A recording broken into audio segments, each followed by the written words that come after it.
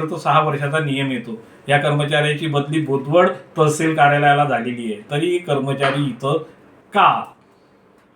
आणि संबंधित प्रकरणामध्ये मी वारंवार अमोल पाटलांचं नाव घेतोय, कारण अमोल पाटील या प्रकरणामध्ये आपल्या खानदेश लाईव्हमध्ये जेव्हा वाचा फोडली तेव्हाच अमोल पाटलांनी उत्तर दिलं. आताही माझा मुद्दा अमोल पाटलांचा ठाम आहे. उपविभागीय कार्यालयाला, शासकीय कार्यालयाला म्हटलं तर भुसावळमध्ये एक कर्मचारी तुमच्या समोरच येईल. शासकीय नियमानुसार 6 वर्ष तो एका तालुक्याला नको असावा, त्याची बदली झाली पाहिजे.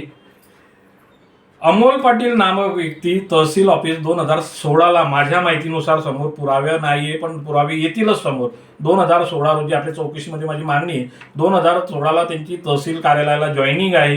त्याच्यानंतर उपविभागीय कार्यालयाला गेले. आज 2016 नंतर आज 2026 झालं, म्हणजे 10 वर्ष कंप्लीट होत आहे. कर्मचारी इथं का म्हणून जात नाहीये, हा फार मोठा घोड आहे. नियम एका कार्यालयाला 3 वर्षाचा आहे, तालुक्याला 6 वर्षाचा आहे. हे अधिकारी लोकांचं यांचा GR बोलतोय, मी नाही बोलत.